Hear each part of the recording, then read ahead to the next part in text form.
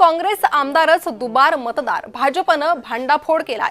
राहुलना विचारले सवाल, आमदार असलम शेख यांचे मतदार यादीत 2 वेळा नाव आहे। मुंबई भाजप अध्यक्ष अमित साटम यांनी या प्रकरणाचा खुलासा केलेला आहे।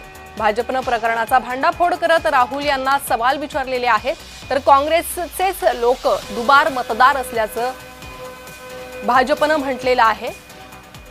असलम शेख यांचा हा फोटो आणि त्यांचं 2दा यादीत नाव असल्याचं अमित साटम यांनी दाखवलेलं आहे। ही मतदार यादी आपण पाहतोय, अशीच मतदार यादी राहुल गांधींनी दाखवली होती आणि भाजपचं त्यावर प्रत्युत्तर आहे। असलम शेख यांचं 2 वेळा नाव असलेली ही यादी अमित साटम यांनी दाखवलेली आहे। त्यामुळे दुबार मतदानावर आरोप करणारा काँग्रेस यांचाच दुबार मतदार आहे, दुबार मतदान करताय असा आरोप भाजपकडून करण्यात येतोय। अमित साटम यांनी पुरावा दाखवलेला आहे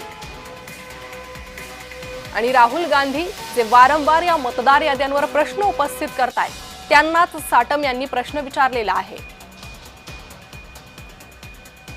तर हे यादी आपण पाहतोय, एका ठिकाणी असलम शेख यांचं वय 50 दाखवण्यात आलेलं आहे आणि दुसऱ्या ठिकाणी 54 इतकं वय त्यांचं दाखवण्यात आलेलं आहे।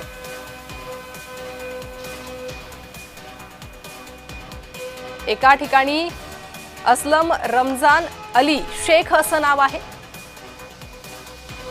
आणि दुसऱ्या ठिकाणी मोहम्मद रमजान शेख, असलम शेख असं नाव यादीत दिसतंय।